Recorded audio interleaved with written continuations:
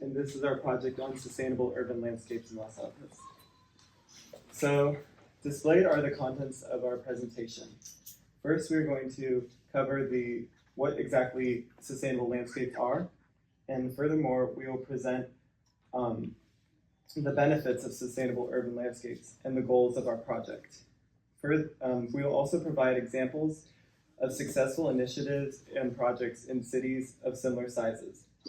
One of the most important issues we're trying to combat is habitat fragmentation, and it will show up multiple times throughout our presentation. Taking all this into account, we will present our proposal for Los Altos and also the next steps on how we're going to implement this in our town. Yeah, so over the past 6 weeks, we've been working to find how we can implement sustainable urban landscapes in Los Altos. And before we go more into that, I just want to give a quick definition, actually not me, but Luke, give a quick definition on what these are. We define a sustainable urban landscape as a green space within our built environment that positively affects our local ecology and ecosystems. Some examples include large-scale areas like the Redwood Grove Preserve and the Burn Preserve, along with small examples like the Pollinator Garden across from Loyola Corners. These are all environments where local wildlife and native plant species can thrive despite being bordered by urban development. These spaces are crucial to the enhancement and protection of species and local biodiversity. And after identifying local examples, we continued our research to understand better the numerous benefits that these spaces provide. So sustainable landscapes are becoming more and more important as climate change gets worse and worse. And they not only help the local ecology, but they can also help the residents. So number one, increased green space can result in pure air and water. It can also cool our urban environment and promote biodiversity. And an important part to these green spaces and sustainable landscapes are native plants. So you can see on the picture on the left, if you look at the leftmost, there's a non-native species, and you can see how shallow its roots are compared to the rest of the plants, which are all natives. And it's really important for these plants to have really deep roots, because here in California we get a lot of droughts, and the long roots allow these plants to resist these droughts. Whereas the grass, you're going to have to keep watering and watering, if you don't want it to die. And then you can see on the right a picture of the Stanford Pollinator Gardens, and these feature many native plants. So our 3 goals for this project is number 1, to boost biodiversity in our environment. Number 2, it was to foster resilience to climate change. And we're focused on doing this by ensuring that local species persist. And number 3, which is maybe the most important one to us, is community stewardship. So we wanted to create, with our project, the ability for a space where people can enjoy and connect with nature and others. So they can do this through volunteering with the nature, and through this they can form bonds with other people in the community, as well as interact with nature. All right. As we mentioned, one of our outline goals was to build resilience within our community. I will take a moment to explain what this means to us. As the climate becomes more unpredictable, sustainable urban landscapes act as a buffer to extreme weather and an overall unstable climate. As time progresses, more and more people are moving into cities, and this results in more degradation and habitat fragmentation due to development. Sustainable urban landscapes preserve land that would otherwise be lost to urbanization. As the climate change and urbanization have progressed, biodiversity has suffered as a result. And giving more space to sustainable urban landscapes will in turn help biodiversity thrive in even the most unlikely environments. So after we really started defining what a sustainable urban landscape is to us and really understanding their true benefits, we wanted to kind of look outward at neighboring cities for local examples so that we could have some inspiration for what solutions we could apply here in Los Altos. After weeks of research, we found initiatives all across the country and world, from green schoolyards to Miyawaki forests, all projects had a common goal of providing more green space while promoting biodiversity. The question is, what is most applicable to Los Altos while achieving the goals outlined by urban green spaces? So one example really close to us, it's not in Los Altos, it's very close in Mountain View, is what Google and their campuses have done. So essentially, in recent years, through their ecology program, they have implemented more native wildflowers and native plants in general, and this has helped to attract pollinators and also helpful insects. Another solution closer to home is the implementation of green infrastructure in Redwood City.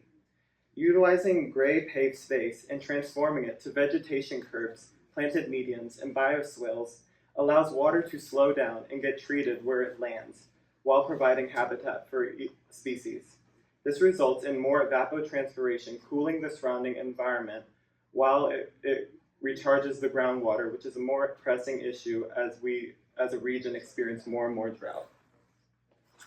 So our third local example that we researched, and we actually ended up visiting this ourselves, were a series of pollinator gardens along Embarcadero Road in Palo Alto. So we really thought these gardens were a great example of taking small unused urban spaces like cul-de-sac centers or medians and busy intersections and turning them into something productive for biodiversity.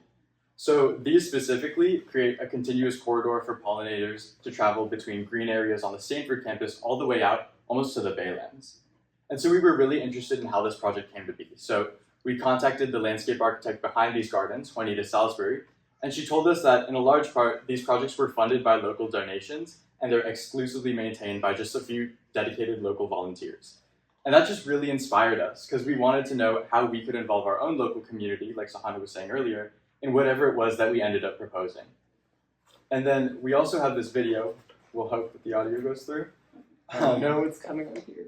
It's okay. We also have this video right here of a garden, and it's more of an auditory aid, kind of. We can. Oh, Okay. I was mixing up the bar for that. Other than Okay. The video will be kind of more of an auditory aid, just because we wanted to demonstrate the effectiveness of having a tiny little pollinator garden in an area of suburban development. So you can hear cars rushing by, but you can also hear an amount of birds that just weren't there before when it was a gray concrete paved space. And I can play it. We call that the sound of success. If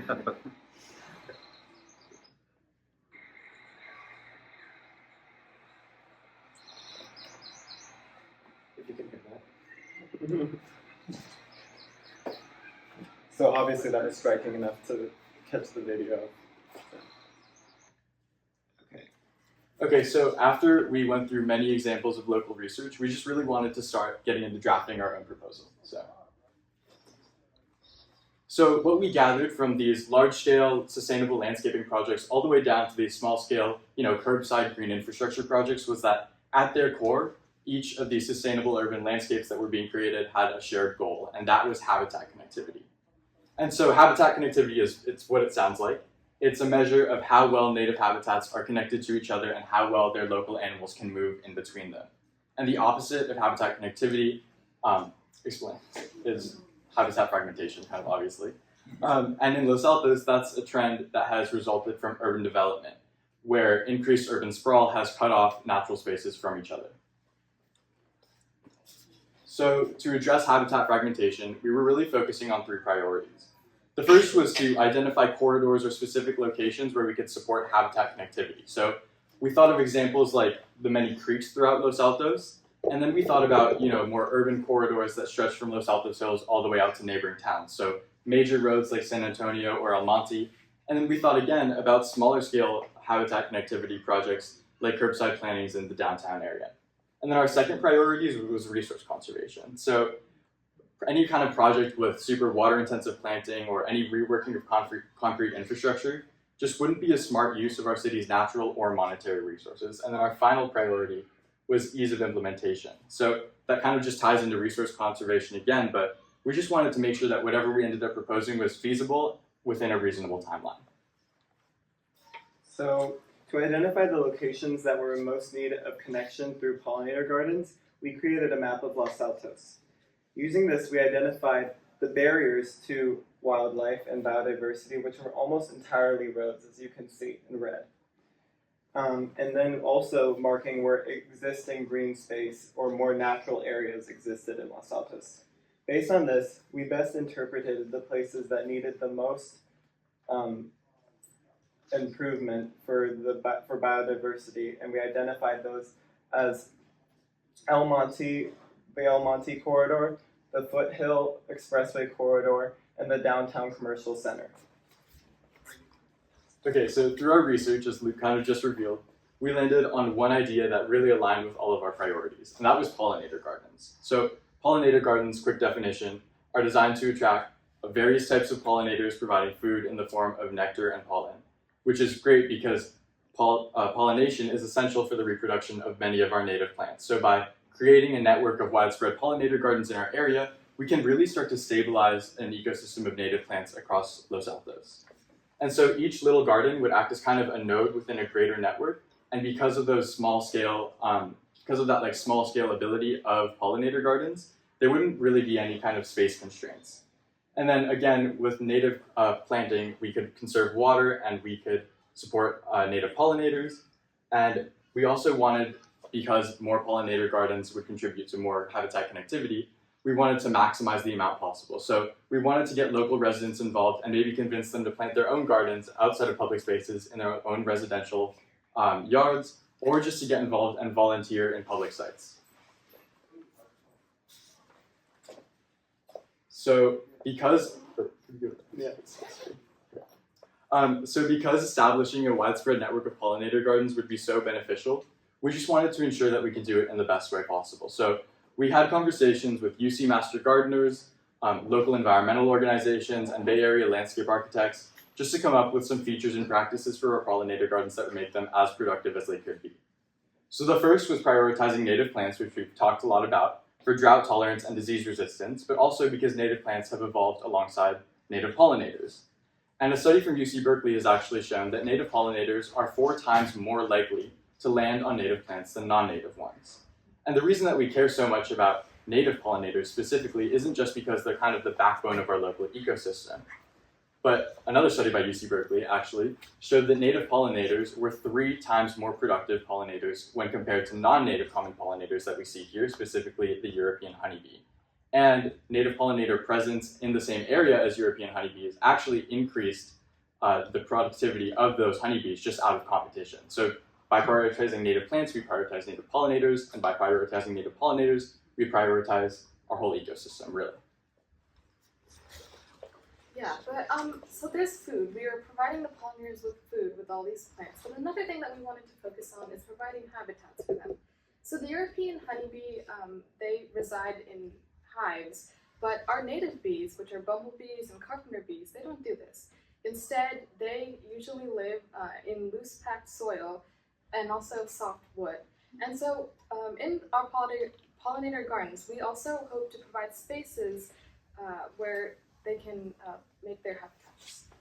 Additionally, we also want to make sure that there's more than one garden. So we don't want to just have one isolated garden. The more, the better. We also want to have signs to educate visitors about the importance of our local pollinators and our local plants. And we want to have resources to encourage people to create pollinator gardens in their own homes. As Sahana mentioned, we cannot only provide food for these species. We need to provide adequate water and habitat resources to retain their residents in our town. Therefore, including simple features like bird baths as a place to cool off and rehydrate, along with habitat piles and bee hotels, giving a space for these species to live, creates a complete habitat for bees, small birds, small mammals, amphibians, dragonflies, and insects. So then back to specific plants. We're not going to get into a full list right now, but we prioritize a variety of plants so that we could have a year-round bloom, basically for perpetual pollinator access, really. And a way we could do this is by incorporating the 4 kind of keystone genera of California pollinator gardens, and those are sages, buckwheats, manzanitas, and ceanothus. And then also from our visits to various pollinator gardens in our local area, we found really that a variety of height in our ecosystem, so not just ground level pollinator plants, but incorporating gardens around already existing oaks or redbuds, for example, maybe, really increase the amount of animals and pollinators that we noticed at our sites. And then we also wanted to choose multiple plants that had multiple purposes. So toyon, for example, is attractive to bees, butterflies, and birds, which is obviously what we need for a pollinator garden. But its flowers also turn into berries that native birds love to eat too. So just more multi-purpose plants like that. So we actually have this QR code right here. I compiled a list based off of many other references from local pollinator gardens to find kind of just break it down into a few species that would be the best for our area. So if you guys want to scan that, or we can just put that back up at the end of the presentation to be scanned again. Okay. Still scanning.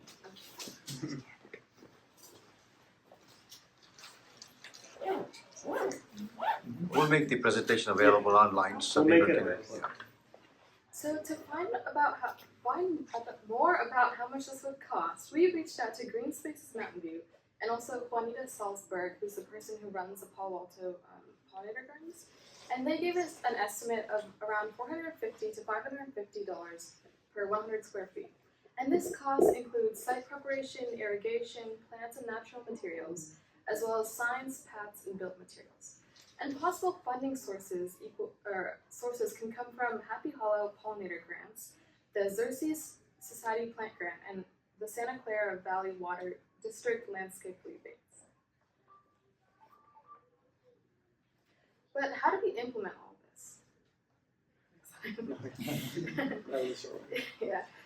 So the biggest way we found that we could probably implement this is through schools and the neighbors that surround them.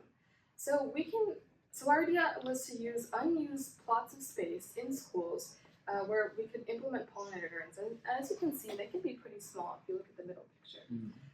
And then this would help with also creating community bonds. So getting the neighbors involved with the schools and getting people to know each other, as well as teaching kids about pollinators and the benefits that they provide. Additionally, a good spot to put these pollinator gardens can be in the downtown area. So there are many heavily water reliant and ornamental flowers in downtown, and we can just replace this with native pollinator plants. Another place that we can implement this is just in residential spaces and residential homes. So we have this method that a Stanford professor developed called the 3x3x3 method. Essentially, in this method, people pick 3 native species, which they would plant for 3 seasons, so the spring, the summer, and the fall, and they would plant 3 of each of these species, creating a total of 27 plants for continuous food supply for the pollinators.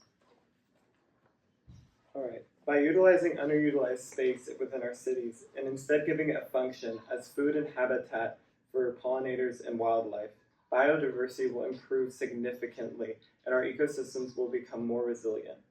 Giving this space back to pollinators will enhance the connectivity of our already existing green spaces in Los Altos and improve species diversity and resource availability.